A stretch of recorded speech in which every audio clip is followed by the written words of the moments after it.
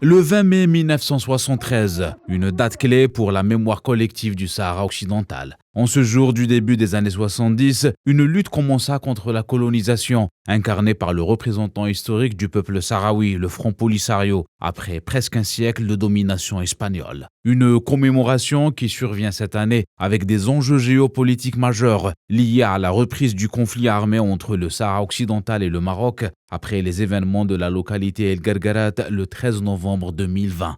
Des développements qui ont rompu avec le traité du cessez-le-feu conclu entre les deux parties en 1991 sous la tutelle des Nations Unies et la mise en place de la mission onusienne MINURSO qui a pour objectif d'organiser un référendum sur le statut du Sahara occidental. Depuis cette date, plusieurs rounds de négociations ont eu lieu dans le but de trouver une issue garantissant le principe à l'autodétermination au peuple sahraoui.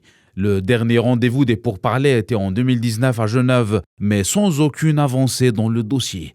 En dépit de la désignation de plusieurs envoyés spéciaux des Nations Unies et les résolutions 2229 et 1514 sur la décolonisation et le droit inaliénable à l'autodétermination et à l'indépendance pour le peuple sahraoui. Et après plus de 4 décennies de lutte et de militantisme, les Sahraouis restent attachés à leur droit absolu et leur principe de vivre dans leur terre indépendants et libres.